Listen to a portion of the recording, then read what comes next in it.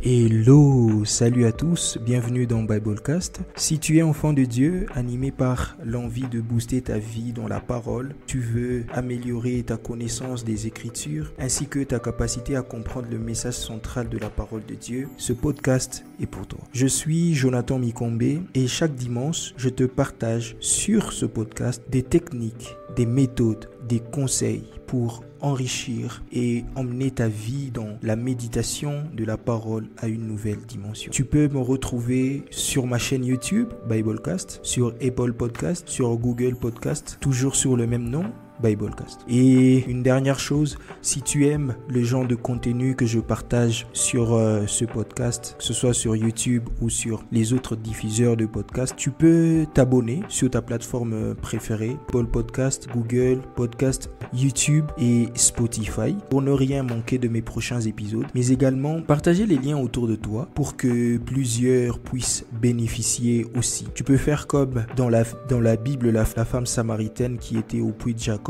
Après qu'elle ait discuté avec Jésus, elle n'a pas voulu garder cette bonne nouvelle pour elle-même. Elle est partie dans le village pour annoncer la bonne nouvelle à tout le monde, de sorte que la grâce dont elle a été bénéficiaire puisse toucher le plus grand nombre. Alors tu peux m'aider à partager les liens autour de toi, à en parler à tes amis, à tes collègues.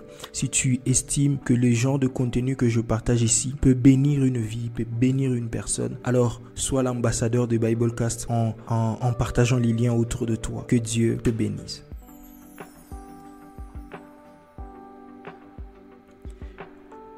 Dans l'épisode d'aujourd'hui, je vais parler sur le sens littéral des Écritures.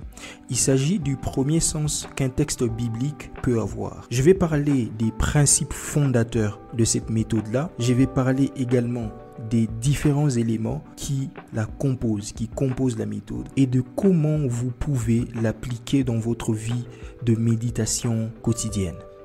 Bonne écoute. Alors avant que je n'aille plus loin dans mon épisode d'aujourd'hui, je pense qu'il est important que nous puissions comprendre, poser les bases, de comprendre c'est quoi le sens littéral des Écritures.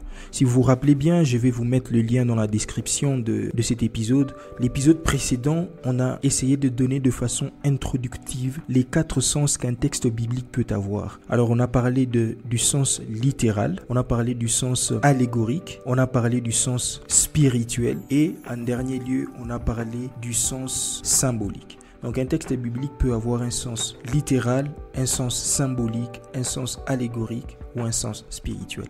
Et les sens littéral, c'est le tout premier niveau de compréhension qu'un texte biblique peut avoir. Le sens littéral est une démarche de simplification du texte biblique afin d'en donner le sens le plus clair et le plus direct qui soit. C'est une démarche qui permet de simplifier l'écriture pour donner le sens le plus direct que l'écriture peut avoir. C'est le tout premier sens des 4 sens qui ont été abordés dans l'épisode précédent et dont les prochains épisodes feront objet. Et il est quelquefois aussi appelé le sens historique car il renvoie à un événement s'inscrivant dans l'histoire des hommes. Le sens littéral est celui qui est issu de la compréhension linguistique de l'énoncé. Le sens littéral, c'est lorsque vous comprenez de façon linguistique, vous comprenez la phraséologie, vous comprenez les mots qui sont employés dans l'énoncé, dans le texte que vous lisez. Ce que les mots veulent dire. Pas forcément ce que les mots veulent dire pour vous aujourd'hui, dans le contexte du 21e siècle, mais c'est que les mots voulaient dire dans l'esprit et dans la pensée de l'auteur et dans le contexte historique, le contexte de vie dans lequel les premiers destinataires des écrits pouvaient comprendre les textes qui leur étaient destinés. Donc c'est justement ça le sens littéral. Le sens littéral, c'est celui que l'auteur entend signifier à son auditoire. Ça veut dire que lorsque l'auteur biblique parle, s'il s'agit d'un discours, s'il s'agit d'un écrit, c'est ce que l'auteur de cet écrit-là, ce que la personne qui tient le discours entend signifier à son auditoire, aux personnes auxquelles elle s'adresse, c'est cela le sens littéral. C'est vrai qu'aujourd'hui, nous pouvons tirer des enseignements allégoriques des textes bibliques, nous pouvons tirer des enseignements symboliques et même des enseignements spirituels des textes bibliques, mais lorsque les auteurs s'adressent à leur destinataire, lorsque les auteurs tiennent un discours, dans leur pensée, ils ne transmettent pas d'abord de façon consciente un enseignement allégorique ou un enseignement spirituel. Ils transmettent des vérités qui sont comprises par leur destinataire parce qu'ils écoutent, ils entendent ce que la personne transmet. Et nous, aujourd'hui, nous devons fournir l'effort de pouvoir comprendre d'abord le sens littéral, l'enseignement qui était transmis avant de pouvoir transcender l'aspect littéral pour tirer d'autres leçons qui peuvent venir de manière allégorique, de manière symbolique, tout comme des corrélations spirituelles qu'on peut tirer de certains passages bibliques. Et donc, le sens spirituel cherche à asseoir le premier sens du texte biblique. C'est le premier sens du texte biblique. Le premier sens qu'un texte biblique a, c'est ce sens-là littéral. Et le sens littéral cherche à établir une cohérence globale du texte biblique en procédant par rapprochement et par mise en parallèle des versets des différents livres. Ça veut dire que lorsque vous cherchez à comprendre le sens littéral d'un texte, vous devez faire une étude de rapprochement de textes, des versets différents, de sorte que vous puissiez voir comment le texte est employé les mots que vous essayez d'étudier, les mots qui sont employés par l'auteur, sont employés soit par l'auteur lui-même dans un autre contexte, soit par d'autres auteurs dans des contextes similaires ou dans des contextes différents, de sorte que vous puissiez en tirer la meilleure compréhension. Alors, pourquoi le sens littéral? Pourquoi le sens littéral est-il important? Pourquoi est-il important de comprendre la Bible de manière littérale d'abord, avant de pouvoir penser, espérer, chercher des enseignements symboliques ou des enseignements spirituels dans la Bible? Pourquoi on devrait chercher finalement à comprendre d'abord le sens littéral? Je vais vous donner quelques raisons à considérer. La première des raisons, c'est que vous ne pouvez pas tirer des leçons allégoriques ou comprendre des versets de manière symbolique ou tirer des enseignements spirituels d'un texte dont le sens littéral est incompris ou mal compris. Si déjà, de façon basique, vous avez mal compris le texte en lui-même, ça veut dire que toutes les leçons spirituelles que vous pouvez en tirer, tous les enseignements allégoriques et symboliques que vous allez en tirer seront des enseignements qui seront biaisés parce que le texte en lui-même, vous l'avez mal compris. La deuxième des choses, c'est que tous les sens des Écritures trouvent leur appui dans le sens littéral. C'est parce que vous avez compris le sens littéral que l'essence spirituelle aura un sens, si je puis le dire ainsi. C'est parce que vous avez compris le sens littéral, le sens naturel du texte, que l'essence allégorique aura un sens. La troisième raison, c'est que certains versets posent des problèmes grammaticaux, des problèmes syntaxiques, des problèmes lexicaux, et comprendre un texte biblique passe nécessairement par la résolution de ces difficultés et de ces incohérences. C'est justement la fonction du sens littéral. Le sens littéral vient aider.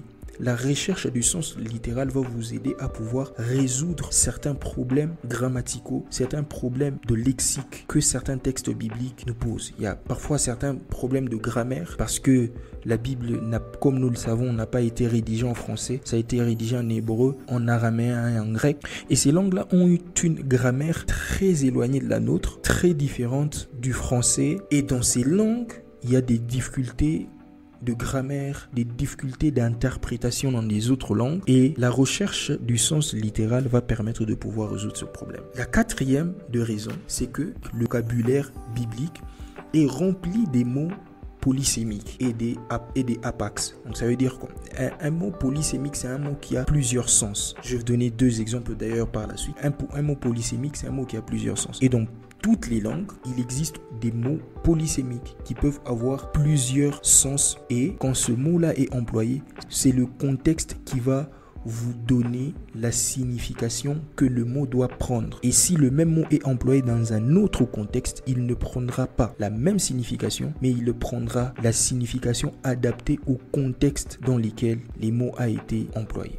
Et il y a les mots qu'on appelle les apax. Les apax, ça veut dire que c'est un mot qui est employé une seule fois dans un corpus donné. C'est un mot qui est employé une seule fois dans un contexte donné. Et dans la Bible, on a justement des mots qui sont polysémiques et des apax. Et si vous voulez bien comprendre le texte, vous devez d'abord comprendre le texte de façon naturelle.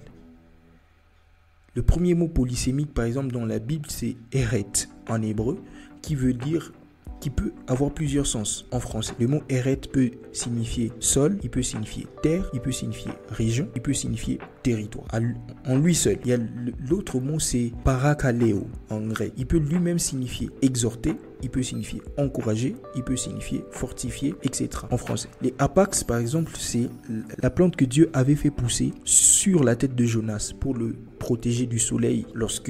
Alors il est arrivé à Ninive, il va prêcher, le peuple de Ninive va se convertir et il va se fâcher contre Dieu et Dieu va faire pousser une plante pour le protéger contre le soleil. Dans la Bible, on appelle ça le ricin. Jonas chapitre 4 verset 6. C'est le seul endroit dans toute la Bible où ce mot-là est employé. C'est ça un apax. Et si vous voulez bien comprendre, vous devez creuser pour savoir c'est quoi cette plante, à quoi ça servait, ainsi de suite. Il y a par exemple le colocanthe sauvage quand vous lisez 2 Rois chapitre 4 verset 39. Ça aussi c'est un autre exemple de apax. C'est là que l'étude littérale devient importante parce que vous devez finalement comprendre tous ces éléments-là, comprendre les sens des mots polysémiques, comprendre ce que veut dire les apax. Si vous comprenez leur sens, vous pouvez maintenant tirer des enseignements de façon allégorique, des enseignements de façon symbolique et même tirer des enseignements, des corrélations spirituelles de ces textes-là pour booster et encourager votre vie spirituelle. Alors très rapidement, les types de sens historiques qui puissent exister, les sens littéraux qui puissent exister. Le premier type, c'est le sens parabolique. Le sens parabolique, il s'agit de l'interprétation, de la compréhension littérale que vous tirez d'une parabole. Un tiers des enseignements que Jésus a donnés est constitué des paraboles. D'où devons voir tirer l'importance des paraboles.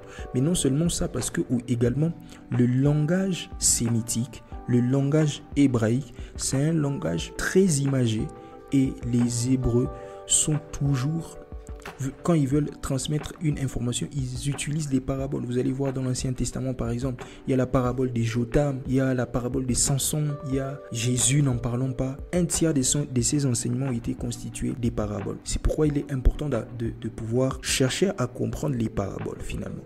C'est quoi une parabole? Une parabole veut dire étymologiquement jeter à côté. Donc ça veut dire on va à côté d'une histoire qui met en œuvre les réalités humaines de la vie quotidienne, on va jeter une leçon spirituelle. Et du coup, il est important de pouvoir comprendre cette leçon spirituelle et comprendre de façon littérale une parabole, c'est parvenir à trouver la leçon spirituelle qui a été jetée à côté de l'histoire qui met en œuvre la vie quotidienne. C'est justement ça. Alors, le deuxième sens, c'est le sens étiologique qu'on trouve dans le sens littéral. Le sens étiologique, c'est le sens de la compréhension, de l'interprétation qui vise à expliquer la signification de l'origine des phénomènes naturels. Donc, il y a plusieurs phénomènes naturels que nous connaissons qui tirent leurs origines dans la Bible. Par exemple, la pluie a commencé avec les déluges. Et quand vous voulez expliquer l'origine de certains phénomènes naturels, vous devrez comprendre d'abord le sens naturel, le sens littéral des textes dans lesquels ces événements naturels ont pris naissance. Si vous comprenez, alors vous allez appliquer des enseignements de façon symbolique qui auront du sens. Et la dernière des choses, c'est le sens analogique. Le sens analogique va maintenant consister à comparer les passages analogues pour pouvoir corroborer leurs suggestions. Donc quand vous étudiez un texte, ce texte-là vous suggère un certain enseignement que vous pouvez en tirer. Alors si vous voulez mieux comprendre le sens de ce texte-là, ne restez pas cramponné que sur lui. Il y a plusieurs autres textes analogues qui soit explique le mieux les concepts que vous étudiez, et vous devrez les mettre en corrélation pour pouvoir tirer les plusieurs suggestions que les passages vous donnent. Je donne un exemple. Vous êtes en train d'étudier le concept de la foi. Alors, si vous voulez mieux comprendre de façon littérale d'abord c'est quoi la foi, vous avez le texte le plus connu, c'est Hébreux 11. Vous lisez Hébreux 11, vous étudiez le texte de Jacques chapitre 2, vous étudiez Galates, tout le livre des Galates où Paul explique la foi, vous étudiez Romains 4, vous étudiez la vie d'Abraham. Dans tous ces différents textes-là, vous voyez la manière dont certaines personnes ont expérimenté la foi, ont vécu leur foi, ont expliqué leur foi. Et cela vous donne une vue assez globale de ce que la foi biblique implique et veut dire. Dernier point, pour finir complètement mon épisode d'aujourd'hui, comment on peut appliquer maintenant cette méthode-là? La première des choses, je vous encouragerai d'avoir au moins à minimum 3 différentes versions de la Bible. Prochainement, on pourra avoir un épisode où on va expliquer c'est quoi les différentes versions qui existent. Mais il y a 2 grandes catégories de versions de la Bible. Il y a les versions qu'on appelle les versions littérales et il y a les versions qu'on appelle les paraphrases ou les versions dynamiques. Les 2 types se focalisent sur 2 méthodologies différentes. Je pourrais avoir un épisode où on ira beaucoup plus en détail. Mais c'est important d'avoir au moins 2 ou 3 versions dans une ou l'autre des catégories. Donc vous avez par exemple, généralement nous avons des Louis Segond. Louis Segond c'est une version littérale très ancienne. Vous pouvez avoir par exemple Louis Segond. Vous pouvez aussi avoir peut-être Segond révisé ou Segond 21. C'est toujours Louis Segond mais beaucoup plus actualisé. Certains mots, les anciens mots de français qui ne sont plus utilisés ont été remplacés par des mots beaucoup plus actuels. Vous pouvez aussi avoir une version comme la version Parole de vie, la version Seymour, la version d'Alfred Quinn. Ces versions-là vous donnent plus de compréhension. La deuxième des choses, c'est faire l'étude et l'analyse grammaticale. Je vais vous mettre en description les liens des épisodes où j'ai expliqué beaucoup plus en détail comment on peut faire une étude grammaticale d'un texte biblique. Troisième des choses, c'est utiliser des outils comme des concordances bibliques. Une concordance biblique, c'est des outils très importants aujourd'hui. Gloire à Dieu, la technologie, vous n'avez pas besoin de forcément débourser de l'argent pour acheter une concordance. Vous pouvez trouver énormément d'outils sur Internet, que vous pouvez utiliser. Je vais également mettre le lien dans la description pour quelques outils que moi-même personnellement j'utilise, les noms de quelques applications que vous pouvez même installer sur vos téléphones, que vous pouvez utiliser comme concordance. Alors une concordance biblique, c'est au fait un livre qui va pour chaque mot, le livre va vous renvoyer tout le verset relatif à ce mot-là que vous étudiez. Par exemple, vous étudiez la foi. Une concordance va vous permettre de trouver tous les textes dans la Bible où le mot foi est employé.